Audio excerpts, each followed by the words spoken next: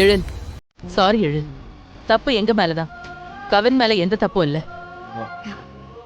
உனக்கு படிப்பு வரும்னு ப்ரூவ் பண்ணிட்ட Kavin. Good, congratulation. Thank you ma'am. Good, very good. இதே மாதிரி எல்லா சப்ஜெக்ட்லயும் நல்ல மார்க் வாங்கி நல்ல ஸ்டூடெண்ட்னு பேர் வாங்கணும். Yes ma'am. சுடர், கவின் யாருன்னு இங்க எல்லாருக்கும் புரிய வச்சதுக்கு தேங்க்யூ. சுடர்.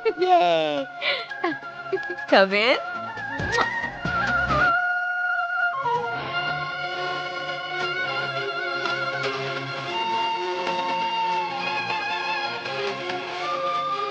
கவின், நான் உங்ககிட்ட பேச மாட்டேன், போங்க.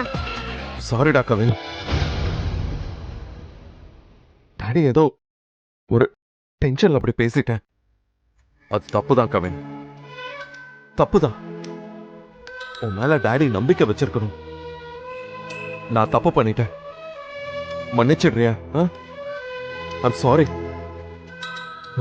ப்ராமிஸ், இனிமே டாடி அப்படி பேசவே மாட்டேன். அப்ப இனிமே நான் டிராயிங் பண்ணிட்டு இருக்கேன், தூங்கிட்டு இருக்கேன்னு திட்டக்கூடாது. சத்தியமா திட்ட மாட்டேன். வா. அப்போ ஓகே.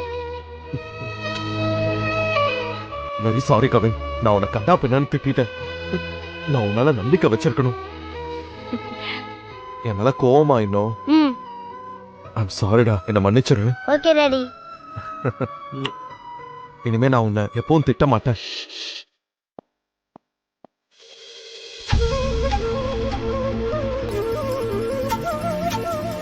சுடர், நாளுக்கு நாள் நீ என் லைஃப்ல ரொம்ப முக்கியமான ஒருத்தியா மாறிக்கிட்டு இருக்க. Thank you so much.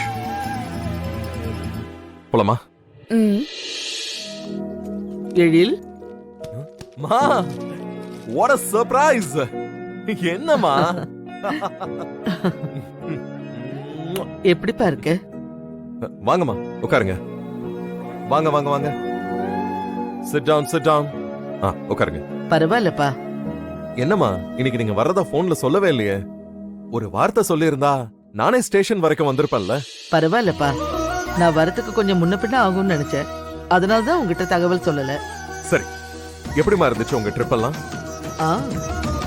உங்களுக்கு உடம்பு சரியில்லாத நேரத்துல அவ்வளவு தூரம் போக வேண்டாம்னு சொல்லியும் நீங்க போய்தான் ஆகணும்னு சொல்லிட்டு கிளம்புனீங்க. எனக்கு தாமா மனசுல ஒரே பதட்டமா இருந்தது. இப்போ உங்களை பார்த்ததுக்கு அப்புறமா தான் என் மைண்டே ரிலாக்ஸ் ஆச்சு. எல்லாம் நல்லா நடக்கணும் தானப்பா கடவுள் மேல பாரத்தை போட்டுட்டு காசி வரைக்கும் போயிட்டு வந்தேன். எல்லாரையும் நல்லா பாத்துக்கிற காசி விஸ்வநாதன் எப்பவும் எனக்கு துணையா இருக்காருப்பா. வாங்கம்மா, எப்போ வந்தீங்க? தோ இப்பதான் சுடர் வந்தேன். பார்த்து ஒரு வாரம் ஆகுது. எப்படி இருக்க? எனக்கு என்னம்மா, நான் அப்படியே தான் இருக்கேன். உங்களுக்கு உடம்பெல்லாம் பரவாயில்லையா? பரவாயில்ல சுடர். அந்த காசி விஸ்வநாதனோட அருளால எனக்கு எந்த பிரச்சனையும் வரல. நல்லபடியா காசி யாத்திரையை முடிச்சிட்டேன். சாமி தரிசனம் எல்லாம் ரொம்ப அருமையா இருந்தது. அம்மா, கொஞ்ச நாள் கனகவல்லி அம்மா வீட்ல இல்லாததுனால சுடர் வாழை சுட்டிட்டு இருந்தா. அதான் இப்ப அம்மா வந்துட்டாங்கல்ல, இனிமே அவங்க சப்போர்ட் இருக்கும்னு ரொம்ப ஆட ஆரம்பிச்சிருவா. உனக்கு நம்ம கான்ட்ராக்ட் என்ன ஞாபகம் இருக்குல்ல? செல்வி, ஒரு நிமிஷம் இரு.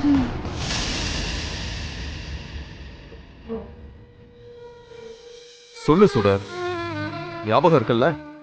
இருக்கு சார். அம்மாவோட உடம்பு சரியாகிற வரைக்கும் தான் நீ இந்த வீட்டுல இருக்க முடியும். அதுக்கு ஒத்துக்கிட்டு தான் நீயும் அந்த கான்ட்ராக்ட்ல சைன் பண்ணிருக்க. அதை எப்போ நீ மறந்துடாத சுடர். அம்மாவோட ஹெல்த் கண்டிஷன் 90% இப்ப பெட்டர் ஆயிடுச்சு.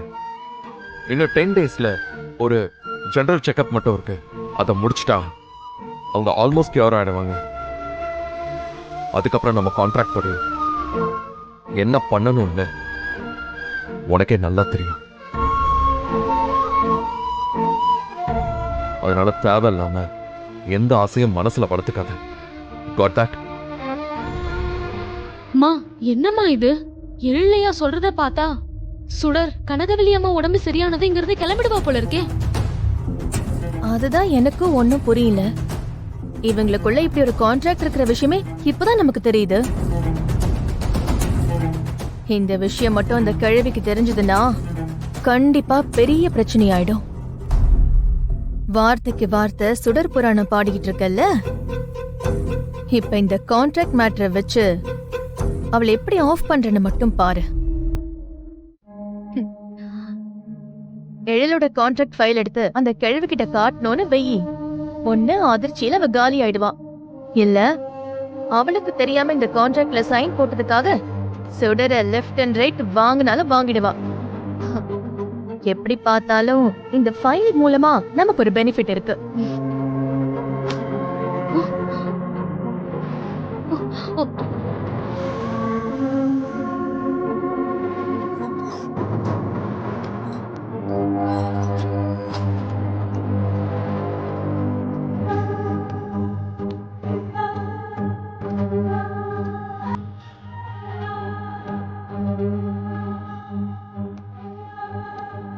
எழும் கிளம்பிட்டாரு.